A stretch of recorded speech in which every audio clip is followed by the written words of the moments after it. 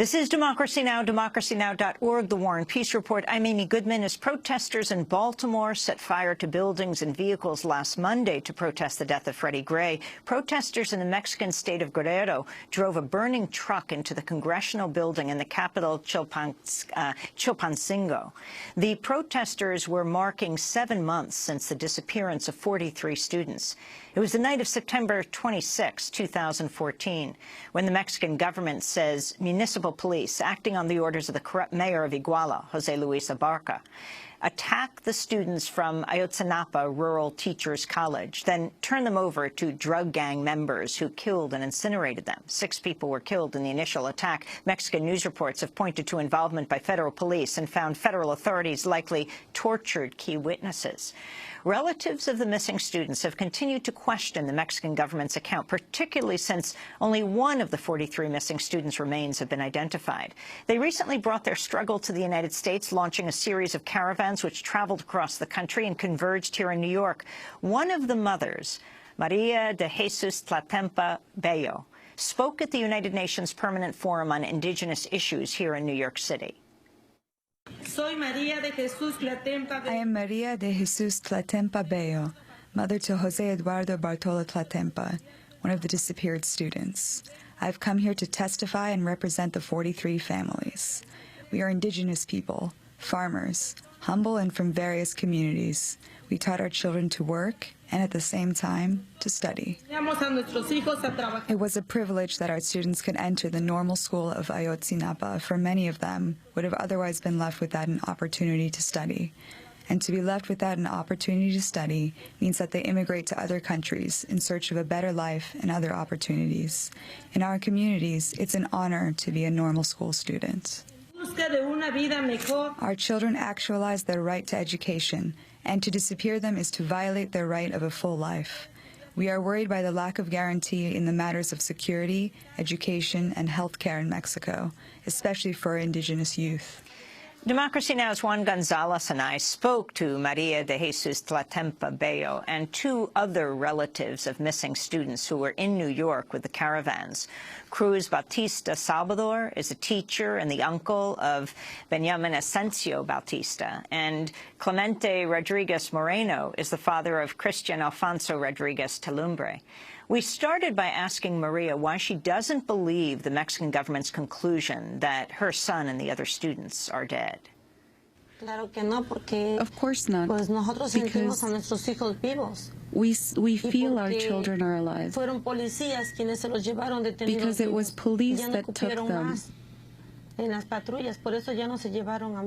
and they didn't take any more because no more fit in the police car.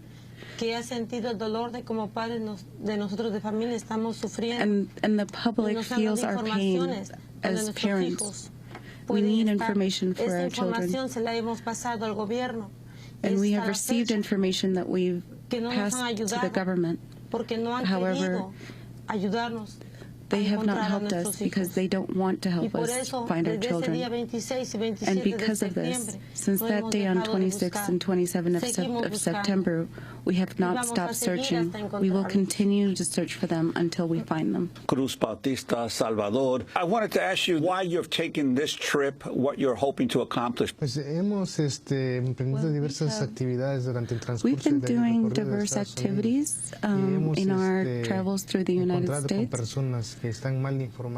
And we've met a lot of people who are misinformed. That is the reason why we are here. That is the principal objective. Because many people have confused the information of what really took place that day. And that is why we're here, to inform the American public and also connect with the people who are supporting us. Cruz, you're a teacher yourself in another normal school. And your nephew is Benjamin, one of the missing students. Can you tell us about Benjamin, why he went to this school, and the role of these schools? It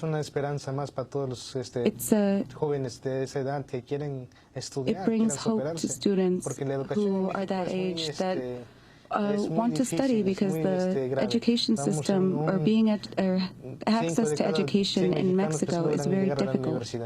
So people of scarce resources just don't go to the university. So my nephew Benjamin is the exception because he had worked as a community teacher for a year in a program in Mexico. He worked in the communities most marginalized, where there's no public transportation, where there's no basic services that everyone should have. So that's what inspired him to become a teacher. And because our family is from scarce resources, that's why the normal school is one of the requirements for entering into the normal school is to be is to be from scarce resources and also to be bilingual in Spanish as well as indigenous language such as Nahuatl. Clemente Rodriguez Moreno. I wanted to ask you, the government claims that what happened here was the action of a corrupt mayor conspiring with a drug gang. You don't believe that. Why not? On September 26th, what happened in Iguala, the ex-president, the mayor of Iguala, Jose Luis Abarca, and his wife, the Mexican government knew that this mayor was involved in organized crime. And it was them who took our 43 students, our children, the 43 normalists. Well, they disappeared them. It was the police. It was the federal police and the Mexican military that knew all about it, and the Mexican government wants to close the case and tell us to get over our pain. We, as a parent, I am not going to accept the government's version. We are more focused on the Argentine forensics team, who have given us DNA tests, and they have demonstrated scientifically that our children are alive. And now the government is saying, as fact, that we should not be looking for them further. And that is why we came to the United States, to let the American public know and understand, to not let yourself be fooled by television. Some people are more focused on television, and the television says that the 43 students are dead, and that is just not true. Also, we are here to remind the United States government of agreements with Peña Nieto, the president of Mexico, who has not complied with these agreements. The agreements entailed that all the resources sent to the Mexican government, that was to, well, to combat delinquency, crime. But the Mexican government has done everything backwards. They've sent military equipment. They've sent intelligent apparatus, trucks, dogs, cavalry.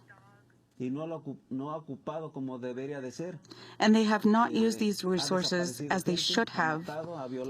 They've disappeared people, killed people, raped people.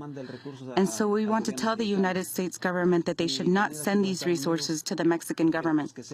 And we came here to the United States because we want you to know that the 43 are alive, because alive they took them, and alive we want them back. President Obama hosted Mexican President Enrique Peña Nieto at the White House in January amid the political crisis caused by the disappearance of your loved ones, of the 43 students. Peña Nieto praised Obama's recent executive action on immigration, while President Obama said he backs Mexico's drug war. Cruz, your response to this? We know that the American government has always supported the effort to fight organized crime.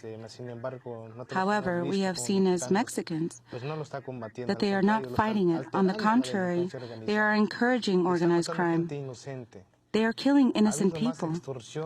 There has been more extortion in the last 10 years. There have been more than 30,000 people disappeared in Mexico at this point. The NGOs have shown this. And as for the Mexican government, they say there's 23,600 disappeared people. It's a wide range, no? The non-governmental organizations say there are 30,000 disappeared people, and that's troubling what is happening in Mexico. If they were really fighting organized crime, as the United States government says, then the crime rates would have gone down. Disappearances, extortions, etc. On top of that, there have been more than 150,000 people extrajudicially executed also in the last 10 years. And they keep disappearing our young people to this day. After the 26th and 27th of September, there have continued to be extrajudicial executions. We just saw it happen on the 6th of January in Apatzingan in Michoacán, Mexico. Apparently, they are not fighting organized crime. They are fighting organized people, community people who defend their people. There have been citizens in various regions of Guerrero and various states in Mexico who have been very concerned about the insecurity in Mexico. And what do? What did they do then?